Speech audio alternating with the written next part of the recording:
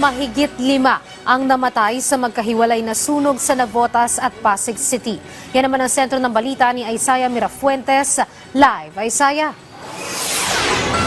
Luisa, ngayong weekend, sumiklab ang dalawang sunog at ang magkaparehong sunog ay kumitil ng mga buhay.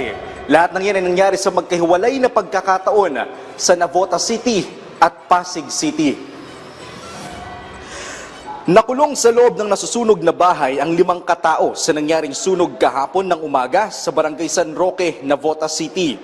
4 sa mga biktima, mga bata. Malapit na sa hagdan palabas nakita ang mga biktima.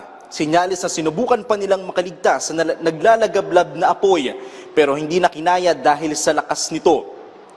Nagsimula ang sunog sa mismong ground floor ng nasunog na bahay. Pawang gawa sa light materials ang loob ng bahay kaya mabilis na kumalat ang apoy. Nagtulong-tulong pa ang mga kapitbahay para maapula ang sunog.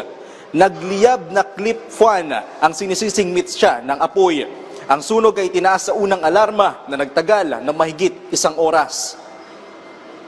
Lalabasan na kasi ang bahay po doon, bahay ng kapatid ko, bahay ng kapatid ko, bahay ng pinsang ko, bahay din ng pinsang ko.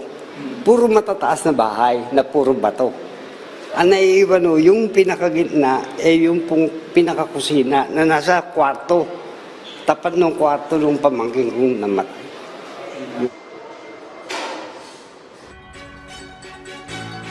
Habang sa Pasig City ngayong umaga, natrap rin sa loob ng bahay ang 19 na taong gulang na binatilyo na mismong nagsimula sa kanilang tirahan ang sunog.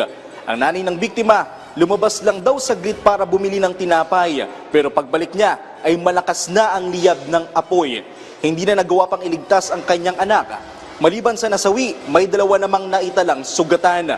Umabot sa 15 bahay ang nadamay sa sunog. Karamihan sa mga residente ay wala nang nailigtas ng kahit anong gamit.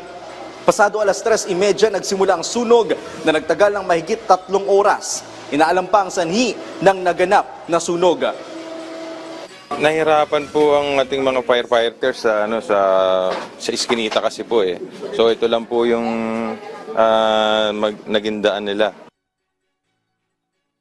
Luisa, ang mga nasunugan sa Pasig City ay pansamantala munang nananatili sa covered court ng Barangay Pinagbuhatan. At ang nangako naman ang Pasig LGU na kanilang susuportahan ng tulong pinansyal ang lahat ng mga nasunugan. Habang dito nga sa Navotas City, nakalulungkot man sabihin, pero may 5 biktima ang nasawi. 4 nga sa mga ito ay mga bata. Ang pinakamatanda sa mga nasawi ay ang nanay ng isa sa mga batang biktima, habang ang isa pa ay pamangkin nito.